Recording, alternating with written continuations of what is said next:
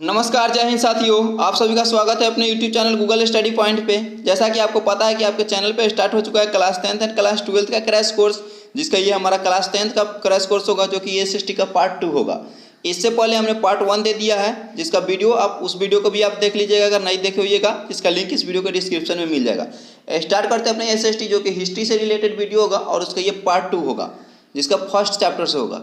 देखिए, जिसका first question है हमारा कि सन 1870 में फ्रांस और पर्सा के बीच युद्ध कहाँ हुआ था। सन 1870 में फ्रांस और पर्सा के बीच युद्ध कहाँ हुआ था, जिसका ऑप्शन है सेडोन, बी है सेडेवा, सी है साइड डान और डी है फ्रैंकफर्ट। इससे पहले हमने 1 to 20 क्वेश्चन दिया, यानी 1 से 20 तक। अब यहाँ से हमारा 21 से 40 से स्टार्ट हो रहा है। टॉप 20 क्वेश्चनों को कलेक्ट करके हर वीडियो में दिया जा रहा है। आप सारे के सारे वीडियो को जरूर देखिएगा। देखिए, ऑप्शन क्वेश्चन था हमारा, एक बार फिर से पढ़ते हैं कि सन 1870 में फ्रांस और पर्सा के बीच युद्ध हुआ और वो आपको बताना है कि कहाँ हुआ था, जिसका ऑप्शन है सेडोन। यहीं पे हमारा सन 1870 में फ्रांस और पर्सा के बीच जो युद्ध हुआ था वो हमारा सेडोन में हुआ था, अर्थात ऑप्शन नंबर है हमारा यहाँ पे ए सही होगा।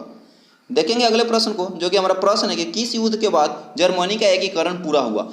किस युद्ध के बाद जर्मनी का एकीकरण पूरा हुआ, जिसका ऑप्शन है क्रीमिया का युद्ध, बी है सेडोवा का युद्ध, सी है पर्सा और डेनमार्क का युद्ध, डी है सेडान का युद्ध। तो देखिए, किस युद्ध के बाद जर्मनी का एकीकरण पूरा हुआ, तो हमारा सेडान के युद्ध के बाद प्रारंभ सेडान के युद्ध के बाद हुआ, अर्थात ऑप्शन नंबर यहाँ पे हमारा डी सही होगा।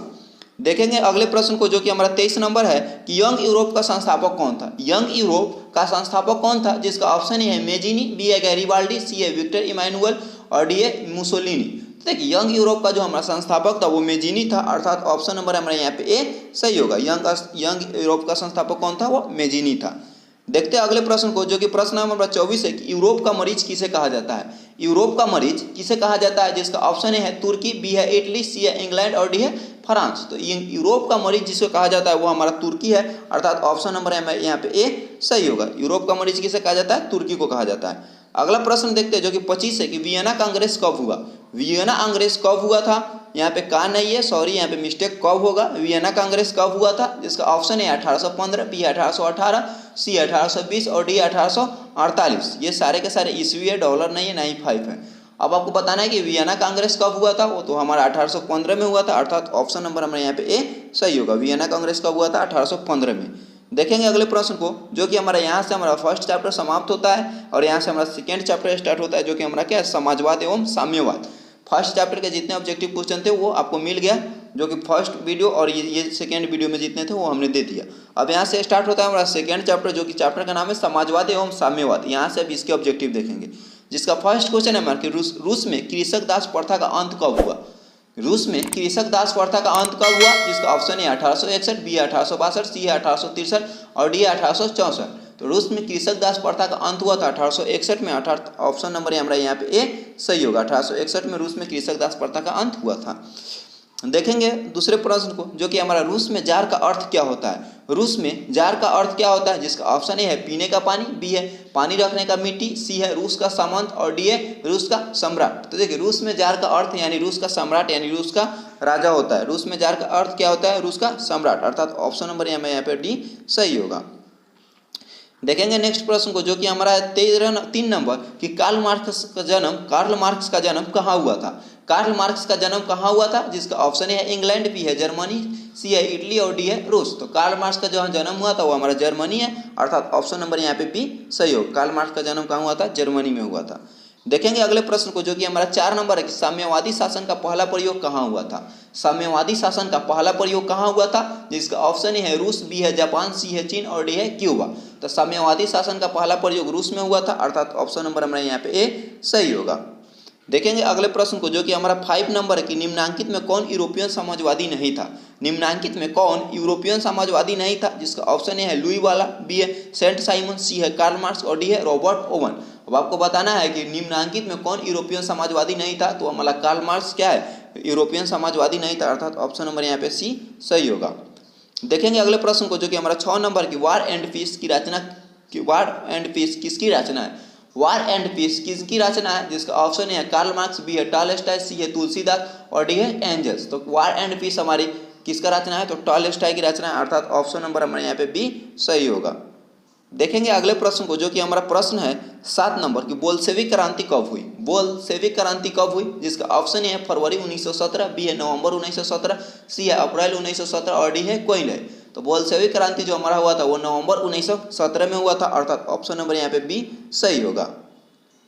देखेंगे अगले प्रश्न को, जो कि हमारा 8 नंबर है कि लाल सेना का गठन किसने किया था? लाल सेना का गठन किसने किया था? जिसका ऑप्शन है कार्ल मार्क्स, बी है स्टालिन, सी है ट्राटस्की और डी है करेंस्की। तो देखिए लाल सेना का जो गठन किया था वो ट्राटस्की ने किया था, अर्थात ऑप्शन नंबर हमारा यहाँ पे सी सही होगा। अगले प्रश्न को देखते हैं, जो कि हमारा 9 नंबर है कि लेनिन की मृत्यु कब हुई? लेनिन की मृत्यु कब हुई? जिसका ऑप्शन है 1921, बी है 1922, सी है 1923 और डी है 1924। तो लेनिन की जो मृत्यु हुआ था हमारा 1924 में हुआ था, अर्थात ऑप्शन नंबर यहाँ पे डी हमारा सही होगा। देखेंगे अगले प्रश्न को, जो कि हमारा 10 नंबर है कि ब्रेस्ट लिटोवस की संधि किन देशों के बीच हुई? ब्रेस्ट लिटोवस की संधि किन देशों के बीच हुई? जिसका ऑप्शन है रूस और इटली, बी है रूस और फ्रांस, सी है रूस और इंग्लैंड और डी है रूस और जर्मनी। तो देखिए ब्रेस्ट लिटोवस की संधि जो हमारा हुआ था रूस और जर्मनी के बीच हुआ था, अर्थात ऑप्शन नंबर यहाँ पे डी हमारा सही होगा। देखेंगे अगले प्रश्न को, जो कि हमारा 11 है कि रूस का पहला समाजवादी कौन था? रूस का पहला समाजवादी कौन था? जिसका ऑप्शन है स्टालिन, बी है प्लेखानोव, सी है लेनिन और डी है टालेस्टॉ। तो रूस का जो हमारा पहला समाजवादी था वो प्लेखानोव था, अर्थात ऑप्शन नंबर हमारे यहाँ पे बी सही होगा। देखेंगे नेक्स्ट प्रश्न को, जो कि हमारा रासपुतिन क्या है? रासपुतिन कौन था? रासपुतिन कौन था? जिसका ऑप्शन है भ्रष्ट पादरी, बी है वैज्ञानिक, सी है समाज सुधारक और डी है दार्शनिक। तो रासपुतिन जो हमारा था वो भ्रष्ट पादरी था, अर्थात ऑप्शन नंबर हमारा यहाँ पे ए सही होगा।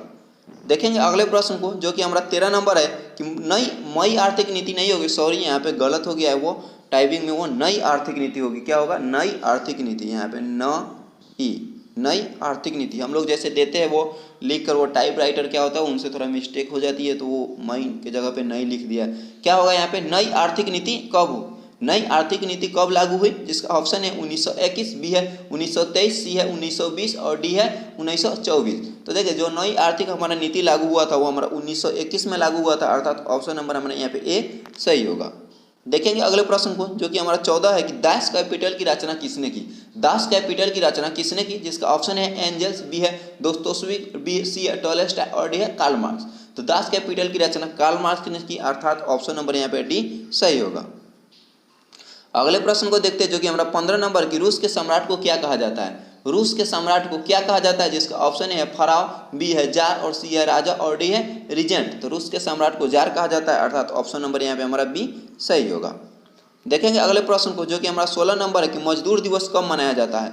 मजदूर दिवस कब मनाया जाता है? जिसका ऑप्शन है 1 अप्रैल, बी है 1 मई, सी है 15 अप्रैल और डी है 8 मार्च। तो देखिए जो हमारा रूस का मजदूर दिवस जो हमारा मनाया जाता है वो 1 मई को मनाया जाता है, अर्थात ऑप्शन नंबर यहाँ पे बी हमारा सही होगा। मजदूर दिवस कब मनाया जाता है? 1 मई को। देखते हैं आगे, जो कि हमारा 17 नंबर है कि अंतर्राष्ट्रीय महिला दिवस कब मनाया जाता है? अंतर्राष्ट्रीय महिला दिवस कब मनाया जाता है? जिसका ऑप्शन है 4 जून, बी है 1 दिसंबर, सी है 15 अप्रैल और डी है 8 मार्च। अब आपको बताना है कि अंतर्राष्ट्रीय महिला दिवस कब मनाया जाता है, तो वो 8 मार्च को मनाया जाता है, अर्थात ऑप्शन नंबर यहाँ पे हमारा डी सही होगा। देखेंगे अगले प्रश्न को, जो कि हमारा है 18 नंबर की, समाजवादियों की बाइबिल किसे कहा जाता है? समाजवादियों की बाइबिल किसे कहा जाता है? जिसका ऑप्शन है कार्ल मार्क्स। समाजवादियों की नहीं, समाजवादियों की बाइबिल किसे कहा जाता है? जिसका ऑप्शन है दास कैपिटल, बी है वार एंड पीस, सी है एस्पार्क और डी है कम्युनिस्ट घोषणा पत्र। अब आपको बताना है कि समाजवादियों की बाइबिल किसे कहा जाता है, तो समाजवादियों की बाइबिल जो है वो दास कैपिटल को कहा जाता है, अर्थात ऑप्शन नंबर हमारा यहाँ पे ए सही होगा। देखते हैं अगले प्रश्न को, जो कि हमारा 19 नंबर है कि कार्ल मार्क्स ने किनके साथ मिलकर कम्युनिस्ट घोषणा पत्र प्रकाशित की? कार्ल मार्क्स ने किसके साथ मिलकर कम्युनिस्ट घोषणा पत्र प्रकाशित की? जिसका ऑप्शन है जेन, बी है दोस्तोस्की और सी है एंजिल्स और डी है टॉलेस्टॉय। तो देखिए कार्ल मार्क्स ने एंजिल्स के साथ मिलकर क्या किया? वो कम्युनिस्ट घोषणा पत्र घोषित किया, अर्थात यहाँ पे ऑप्शन नंबर हमारा सी सही होगा। देखेंगे अगले प्रश्न को, जो कि हमारा लास्ट होगा कि जार निकोलस द्वितीय की पत्नी जरीना किस देश की राजकुमारी थी? जार निकोलस द्वितीय की पत्नी जरीना किस देश की राजकुमारी थी? जिसका ऑप्शन है इटली, बी है फ्रांस, सी है जर्मनी और डी है ऑस्ट्रिया। तो जार निकोलस की द्वितीय की पत्नी जो जरीना थी वो हमारे जर्मनी की थी। क्या की? जर्मनी की, अर्थात ऑप्शन नंबर है यहाँ पे सी हमारा सही होगा। देखिए यहाँ पे ये हमारा वीडियो समाप्त होता है। पिछले जो चैप्टर का क्वेश्चन था उसको हमने दिया और इस नए चैप्टर में से भी 20 क्वेश्चन दे दिए हमने। यहाँ पे लगभग 23, 24, 25 के करीब में क्वेश्चन आंसर हो गए। And thank you for watching video. ये इतने तक वीडियो देखने के लिए। जय हिंद, जय भारत। मिलते हैं अगले वीडियो में। अगर आप हमारे चैनल को सब्सक्राइब नहीं किए तो सब्सक्राइब जरूर कीजिए एंड बेल आइकन को भी क्लिक कीजिए, ताकि हमारे और भी जितने भी वीडियो है आप उन समस्त वीडियो को देखें, ताकि आपकी एग्जाम में अच्छे ढंग से निकले। Thank you.